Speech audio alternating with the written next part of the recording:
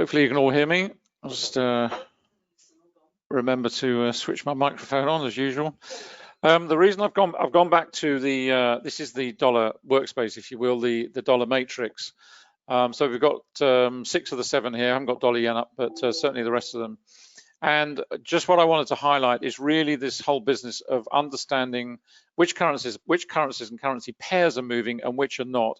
And really it does highlight it, because when you look at the CSI here, to tease apart, what is moving? Why is the dollar Swiss moving? Why have we got this wonderful price waterfall here, falling price, widening spreads, rising volume? It's a textbook example. I couldn't actually do it as a schematic any better. And why is that happening? Well, it's very straightforward. You've got the dollar here, which is selling off, fine. And you've got the Swiss franc, the green line, which is rising very strongly. So you've got very strong buying in the Swiss franc, strong selling in the dollar. Not quite so strong as the buying in the Swiss franc, but nevertheless, a nice trend developing. That's the reason it's happening. Now, if you look at, let's take the dollar CAD, for example, why is the dollar CAD in congestion? Well, because the dollar and the Canadian are moving in the same direction. So it's so simple. You see all this visually. You don't even need to look at a chart. And that's why we always say the currency strength indicator is your radar on the market.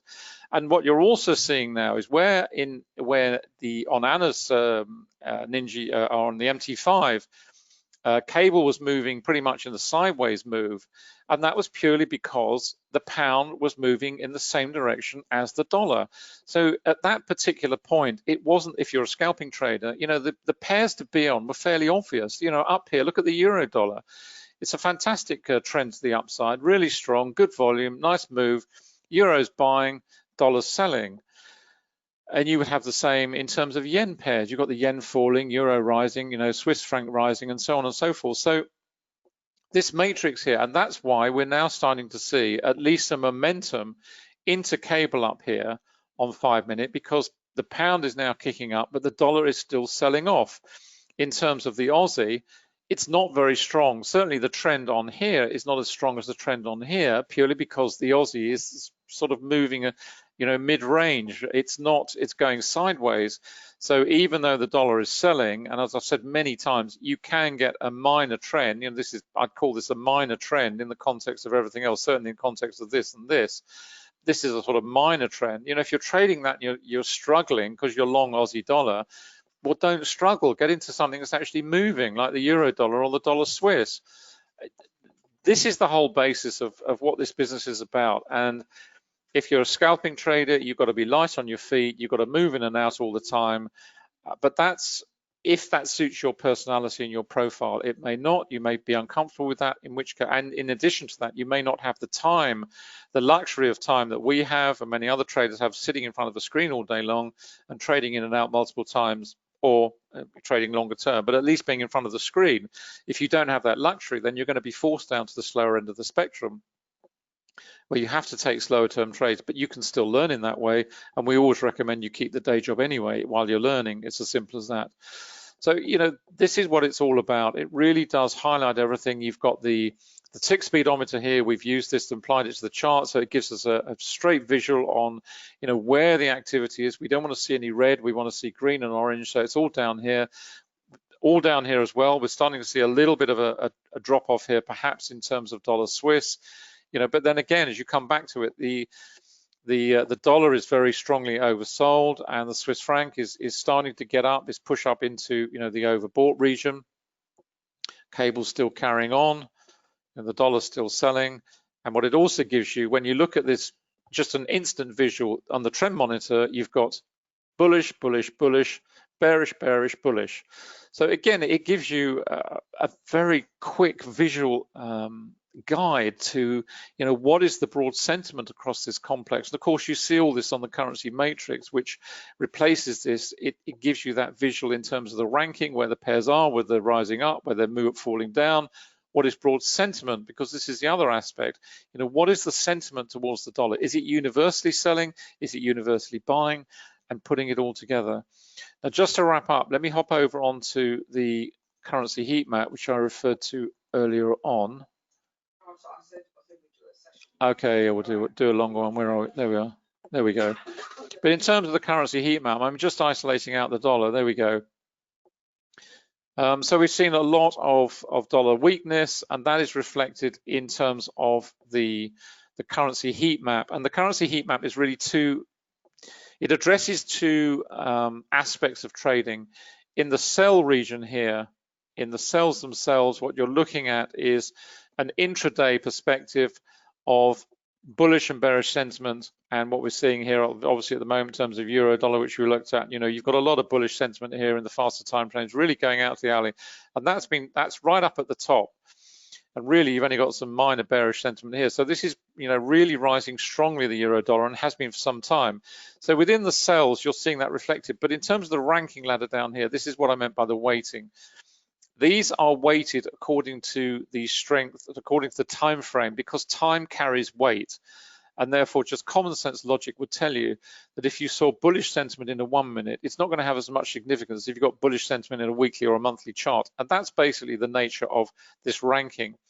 So when you're seeing all this set up from a longer term perspective, and that's the other reason these do not move up and down the same way as they do on the matrix, these will only move a spot or two intraday. The aspect of the ranking ladder is used in exactly the same way as you use the CSI. In other words, you can look at extremes, you're looking at broad sentiment, etc., etc. But if you're looking at it from an extreme perspective, then clearly on the dollar Swiss, this is heavily bearish. You've got some bullish sentiment here, but heavily bearish.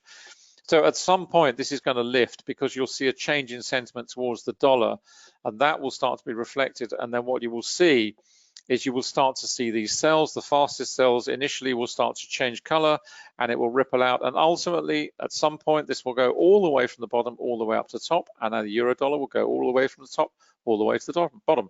That's not going to happen in minutes or hours. It will happen in days, maybe even weeks. But this is what I mean. It's a two sentiment indicator, in that it shows you sentiment in the market per se in real time in terms of bullish and bearish as judged by the sells as they're constantly flowing through there. And then on the ranking ladder, it's weighted according to that sentiment and the importance of that sentiment. So if you're a slower term trader, it's a great place to look and identify those currency pairs which are very heavily oversold or very heavily overbought. Of course, you use it in association with a chart. You're looking at volume price analysis, you're looking at indicators and everything else. But again, it's like the CSI gives you a radar on the market. And when you're trading on an intraday basis, you'll see this all reflected in the sells. It's a great place to have up somewhere, so you can just get a quick visual view on what is going on in terms of bullish or bearish sentiment as an intraday trader as well. I'm going to pause there because we've been going on a little bit, we're a little bit over time, so apologies for that. Just to wrap up, just a quick highlight in terms of if you're subscribed to the Quantum Trading Indicators YouTube channel, you will be seeing a lot of videos going on now. In the last few days, we put up a whole load on TradeStation because we're getting relatively close to the point where we are, almost ready for launch. But it's still going to take us another 2 or 3 weeks to prepare everything and make sure everything's tested fully and we're happy with everything. But in terms of the videos, you'll see a lot of videos there. Now, I appreciate they are on the TradeStation platform, but a lot of the things here are, as you would expect, they are common to the indicators. So whether you're watching the indicator on a TradeStation platform or MT5 or NinjaTrader, the principles are the same. So if you've not seen those videos, head over onto the Quantum Trading YouTube channel and you will find them there. In terms of the education program, the Complete Forex Trading Education Program, you'll find it here at quantumtradingeducation.com. It is a complete Forex trading program because it covers everything you need to know to succeed in this business. We have the psychology of trading module. It's so important you understand yourself. It's where we recommend you start. You've got the fundamental analysis, relational understanding. There was a question earlier about, how do I identify risk? That's how it's identified. You identify it through understanding the related markets and what they are revealing in terms of risk on and risk off sentiment. And when you think about it logically, this business is really only about one thing. It's about a seesaw of risk on and risk off. It's money chasing higher risk for higher reward or looking for safe haven for lower risk. And that's it. That's all this market's about. The money flow is constant every second of every day. That's what it's doing. It's moving from one to another. And if you understand the relational aspects, that reveals everything you need to know about risk on and risk off analysis.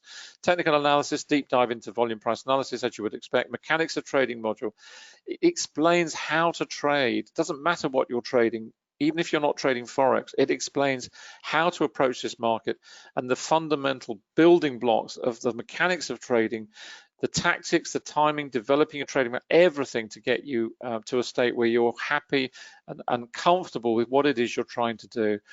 There's over 200 video hours in here, topic webinars, pulling all together, how to use the indicators, VPA chart examples. It's all here. It's all backed up with the VPA members room, which is hosted by Anna and myself every day, and we are there, so you're in good company, and you're also there with other students who are very happy to give freely of their time. We have a lot of experienced traders now, and they will happily answer questions also on our behalf too. In terms of the indicators, just click on that one. There we go. We have them on MT45, NinjaTrader 7.8, and also TradingView. As I said, TradeStation is coming. It'll be TradeStation 9.5 and also version 10. TradeStation 9.5 is the partnership between Interactive Brokers and TradeStation. It's very powerful, so you have a deep discount brokerage associated with the TradeStation charting. And then we have TradeStation 10, which has all the bells and whistles, radar screen and everything else. It's fantastic. It really is a wonderful platform. So we're very excited about getting that one launched. I think that's it. Oh, I haven't got Anna's site up here. You'll find Anna at annacooling.com. You'll find all the books, all her books and analysis and everything else there. So please head on over to that one. That's annacooling.com. If you have any questions, we're always happy to answer them. It's Anna at annacooling.com. And mine is David at quantumtrading.com. Hope you've enjoyed today's session. Thanks very much indeed for coming along today. We do appreciate it as always. Enjoy the rest of the trading session, and we will see you again on Thursday afternoon, usual time, 5:15 US markets. And if not, for the Forex session this time next week, 7:45 UK time.